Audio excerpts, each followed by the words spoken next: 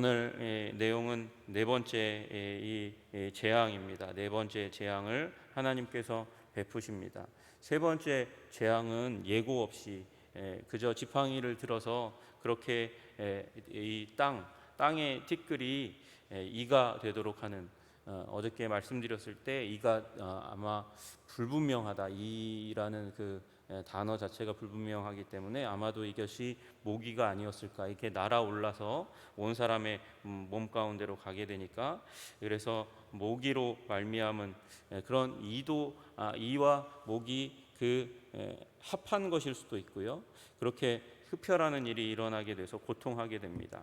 그러다가 이제 갑자기 이 세 번째 재앙이 끝나고 하나님께서 다시 한번 모세를 보내서 이제 바로에게 네 번째 재앙에 대해서 예고하라고 말씀하십니다.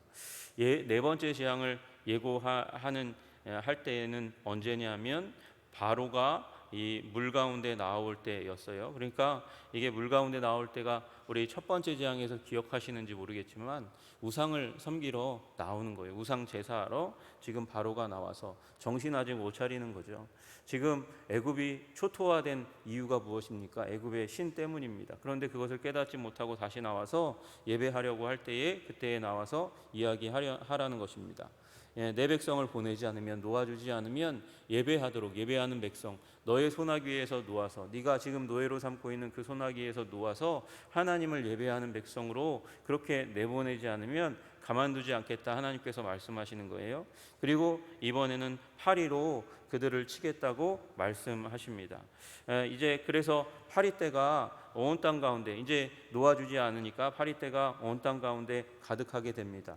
근데 어디만 빼고요? 고센 땅만 빼고요. 이스라엘 백성들이 거주하는 그 땅만 빼고 그렇게 되는 일이 일어나게 되는 것이죠.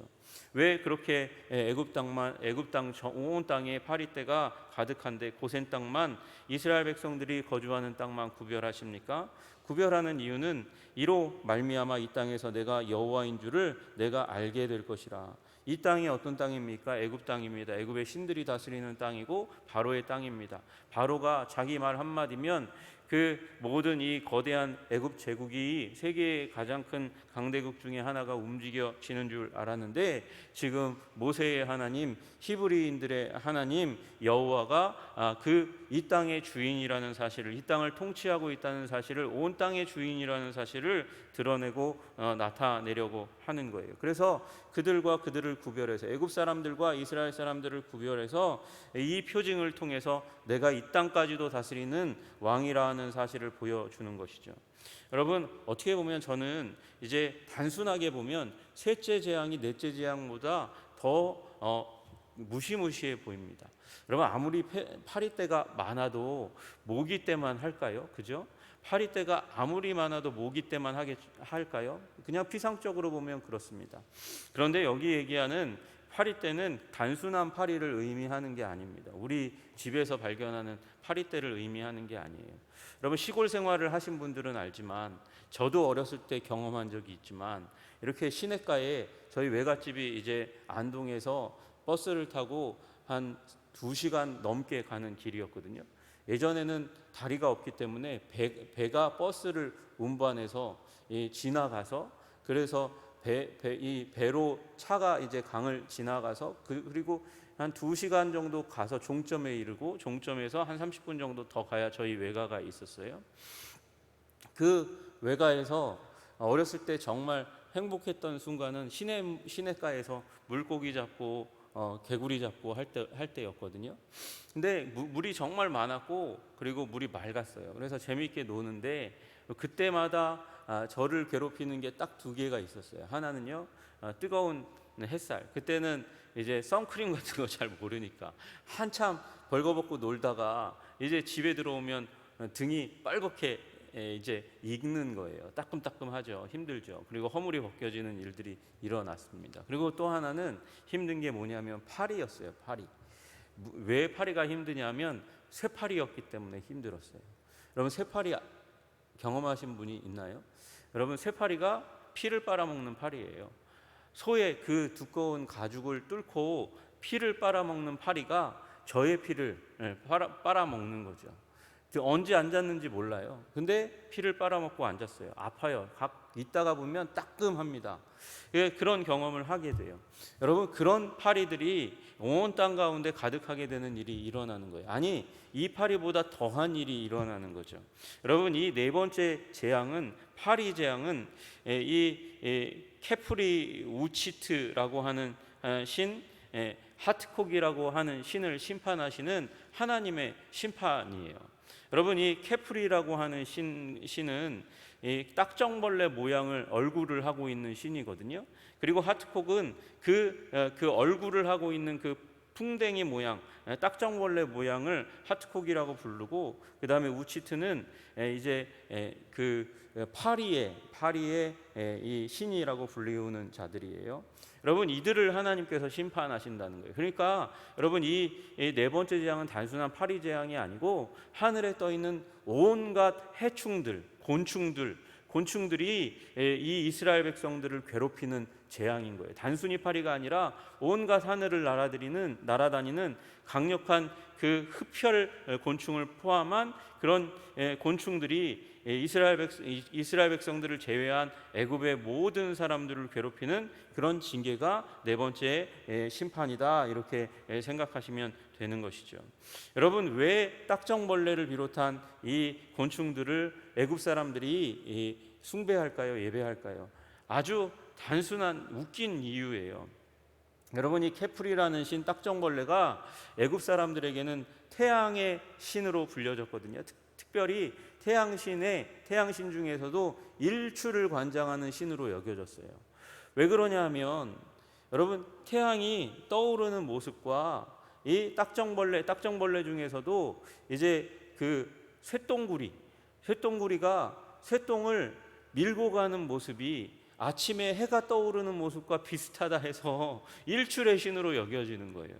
그러니까 일출의 신이니까 다시 한번 시작하는 거잖아요. 그러니까 재생의 신이고 일출의 신이고 생명의 신으로 여기는 아주 웃긴 신앙을 가지게 되는 거죠. 여러분, 그런 신앙을 갖게 되니까 우리가 새로운 아침을 시작할 때마다 케프리의 은총이 필요하다고 생각하는 거예요. 곤충들을 다스리는 이 케프리의 신이 우리 삶에 생명을 부여한다고 생각하는 일들이 일어나는 거죠. 해충이 질병을 가져오잖아요. 그런데 그 질병을 가져오는 해충들을 생명을 주는, 질병으로부터 우리를 막아내는 신이라고 믿는 그런 거짓된 신앙 가운데 들어가게 되는 거예요. 여러분, 이게 이 블레셋으로 가면 파리 대왕 바알세붑으로 그 이름을 바꾸어서 사람들에게 예배를 받게 됩니다. 신약에서는 이게 바알세붑이 되는 거거든요. 여러분, 하나님께서 우리 하나님의 백성들에게 지금 이 애굽의 우상이 가짜 신이라는 걸 보여주는 거예요. 애굽 사람들에게, 이스라엘 사람들에게 모두에게 그렇게 알려주는 거예요. 애굽 사람들은 그 곤충으로 심판하심으로 말미암아 이 애굽의 신이 가짜 신이라는 것을, 우리 히브리 사람, 이 이스라엘 사람들에게는 이들은 고통당하는데 그 고통을 너희들은 이스라엘 백성이니까 면제받는다는 것을 보여주면서 하나님이 참 신이라는 걸 보여주는데, 나중에 무슨 일이 일어나냐 하면 이스라엘 왕 아하시아가 사마리아에 있는 그의 다락 난간에서 떨어져 병드는 일이 있게 됩니다. 병들었을 때에 심부름꾼을 보내어서 블레셋 지방 에그론 신 바알세붑에게, 파리 대왕에게 이 병이 낫겠냐고 물어보라는 명령을 내려요.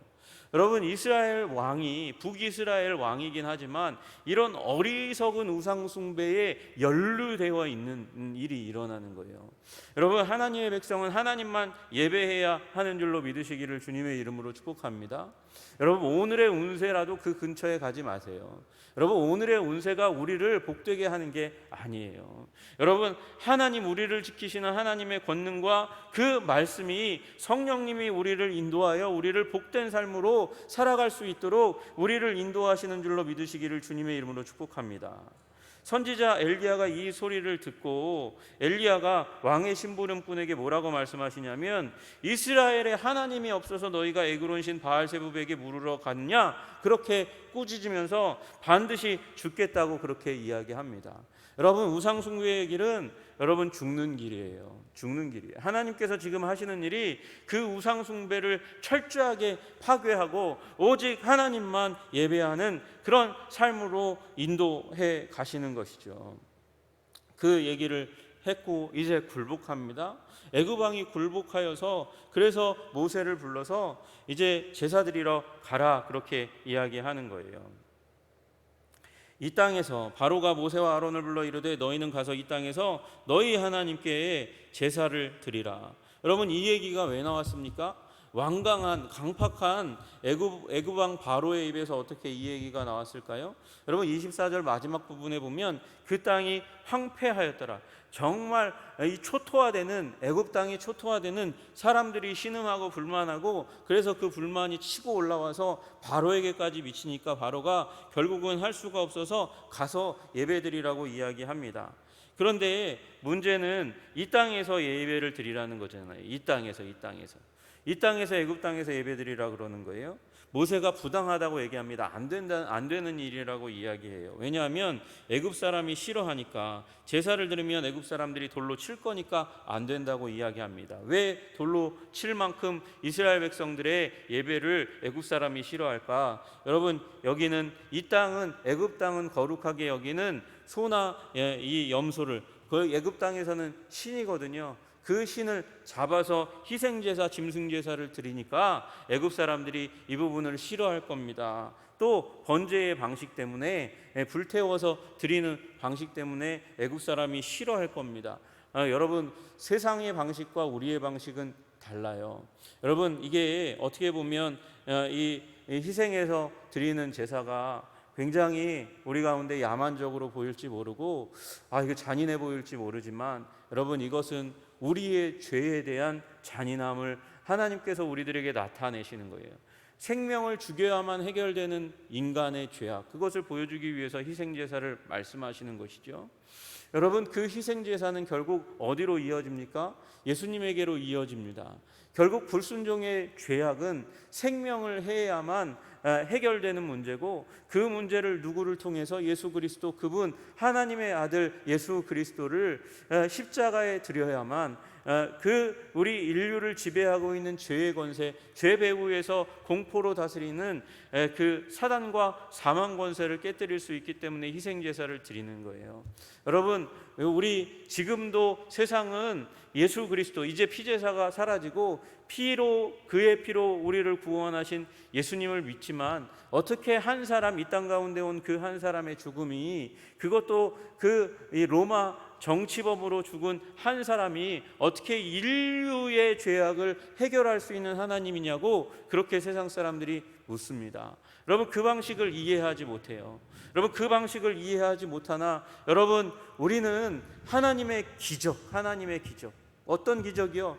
파리 때의 기적을 통해서 애굽은 치시고 그것을 면하게 하시며 이스라엘을 보호하시는 그 하나님의 그 놀라운 기적을 통해서 신비를 통해서 우리는 깨달아가는 거죠. 이스라엘 백성들은 깨달아가는 거예요. 야훼 하나님이 참 하나님이시구나. 여러분 야훼 하나님 예수 그리스도 안에서 그분을 계시하신 우리 하나님을 참으로 알아가시고 믿으시는 여러분 되시기를 주님의 이름으로 축복합니다. 여러분 제가 계속해서 애굽의 신들에 대해서 이야기하는 이유는 모르면 여호와 하나님이 얼마나 대단한 분인지 알지 못하니까. 여러분 얼마나 웃깁니까? 얼마나 허무한 이야기. 이 쇳덩구리가 밀고 가는 그 모습이 마치 해가 떠오르는 모습과 같아서 그를 태양의 신으로 섬기는 것, 그런 모습들이 정말 어떻게 보면 가소롭기까지 합니다. 여러분 그러나 우리 그 가운데서 우리를 구원하시는 하나님, 허탄한 신화 가운데서 우리를 구원하시는 하나님을 믿으시는 여러분 되시기를 주님의 이름으로 축복합니다. 여러분 공부 잘하면 성공합니까? 공부 잘하면 성공하는 게 아니더라고요. 공부 잘하면 다인 줄 알고 생명 걸고 우리 어렸을 때 행복은 성적순이 아니잖아요. 이미연이 그렇게 혜성과 같이 드러난 스타였는데 그 영화에서 이야기하잖아요. 행복은 성적순이 아니라고. 여러분, 성적순인 줄 알았는데 그렇지도 않고, 지능순인 줄 알았는데 그렇지도 않고, 좋은 가문에 이 금수저 물고 태어나면 성공하는 줄 알았는데 그렇지도 않더라는 거예요. 여러분, 심지가 견고해야 합니다. 그래야 승리하는 줄로 믿습니다. 그 심지가 견고해야 하는데, 허탄한 이론 위에 세워지면 그 심지가 견고한 것도 결국 망하는데 강력하게 되는 것이죠. 여러분, 바른 진리 위에 우리의 삶을 세우고 심지가 견고하게 되게 되시기를 주님의 이름으로 축복합니다. 여러분, 결국 바로가 순간 굴복했지만 거기에서 나오게 되니까, 거기에서 벗어나니까 다시 한번 마음을 돌이킵니다. 거짓을 행하지 마소서, 그렇게 얘기했지만 거짓을 행합니다. 너무 멀리는 가지 말고, 사흘길 너무 멀리는 가지 말고 가까운 데서 예배드려라. 그것도 허락하지 않고 거짓말로 임기응변한 것이죠. 여러분, 그러니까 그럼에도 불구하고 애굽과 이스라엘은 깨달아 알게 되는 것입니다. 이 파리의 재앙이, 이 해충들의 재앙이 물러가게 되는 그 계기가 어떻게 이루어지는가? 모세가 바로를 떠나 나와서 여호와께 간구하니 파리떼가 떠나는 일이 일어나게 되었습니다. 여러분, 하나님께 말씀을 받고 하나님의 뜻을 받들어 살며 기도함으로 말미암아 문제를 해결하는 여러분과 제가 되기를 주님의 이름으로 축복합니다. 여러분, 여러분에게 삶의 기도 제목이 있어요? 여러분, 기도 제목을 말하세요. 말하시기를 주님의 이름으로 축복합니다. 여러분, 여기 바로와 모세와의 사이에서 기도의 제목이 오고 갔잖아요. 그리고 간구하니까 파리떼가 사라지게 됩니다. 여러분, 그것을 통하여 누가 영광을 받습니까? 하나님이 영광을 받으시는 거예요. 이 해충, 신으로 받들고 있는 해충이 우리가 기도하는 여호와, 기도를 받으시는 여호와, 우리에게 말씀하시고 인도하시고 재앙을 면하게 하시며 기도에 응답하시는 그 여호와로 말미암아 해충들이 사라지게 되는 것을 경험하면서 애굽 사람들도 여호와를 알아가는 것이죠. 여러분, 여러분의 삶 가운데 기도 제목이 있는데 그 기도 제목대로 기도했더니 기도가 응답되어요. 여러분, 누가 영광을 받으실까요? 하나님이 영광을 받으시잖아요. 여러분, 하나님은 영광을 받으시기 위해서 영광을 드러내시는 하나님이세요. 영광을 받으시기 위해서 영광을 드러내시는 하나님. 하나님은 영광을 추수하기를 원하시는 하나님이세요. 하나님을 잊어버린 이 세상 가운데서, 무지한 이 세상 가운데서, 그래서 허탄한 신화 가운데 빠지고 우상 숭배에 빠져 있는 이 세상으로부터 하나님을 알리시기 원하시고 영광을 받으시고 예배를 받으시기 원하시는 하나님이십니다. 그러므로 여러분의 삶 가운데 있는 기도의 제목을 나누세요. 그리고 여러분, 한순간, 그 짧은 순간 기도의 제목이 이루어지지 않을 수 있습니다. 그러나 오랜 시간 동안 붙들고 기도한 그 기도의 제목을 통해서 그 가문을 복되게 하고 자녀를 복되게 하고 그 영혼을 복되게 하시는 하나님을 발견하게 되는 일을 통해서 여러분, 하나님께서 영광을 받으실 줄로 믿습니다. 여러분은 기쁨을 누리고 하나님께서는 선교하실 거예요. 여러분, 그 자리 가운데 기도하시고 말씀 받고 문제를 해결하시는 그 자리 가운데 하나님의 영광의 자리 가운데 나아가는 여러분과 제가 되기를 주님의 이름으로 축복합니다. 기도하겠습니다.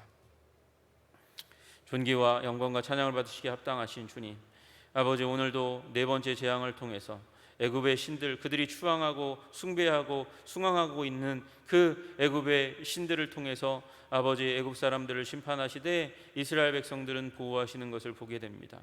하나님, 우리 하나님은 온갖 세상의 죄악으로부터 하나님의 영역에 하나님을 믿고 사랑하는 그 자리 가운데 있는 하나님의 백성들을 지켜 보호하시는 하나님이신 줄로 믿습니다. 하나님, 때로 우리가 세상의 방식과 다른 삶을 살아간다고 조롱받고 무시받는다 할지라도 하나님, 주께 믿음을 두고 신실하게 주님의 말씀 받아 살아가는 자들이 다 되게 하여 주시옵소서.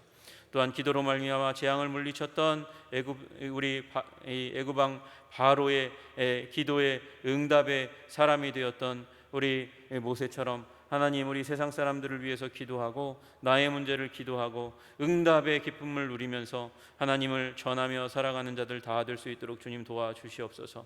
하나님, 우리를 선교의 사람, 기도의 응답의 사람으로 주님 우리를 삼아주셔서 주님 우리의 삶을 통해서 큰 영광 받아주시기를 간절히 소원합니다. 주님 우리를 붙들어 주시고 인도하여 주시옵소서. 우리와 함께 하시는 우리 주 예수 그리스도 이름 받들어 기도드리옵나이다. 아멘.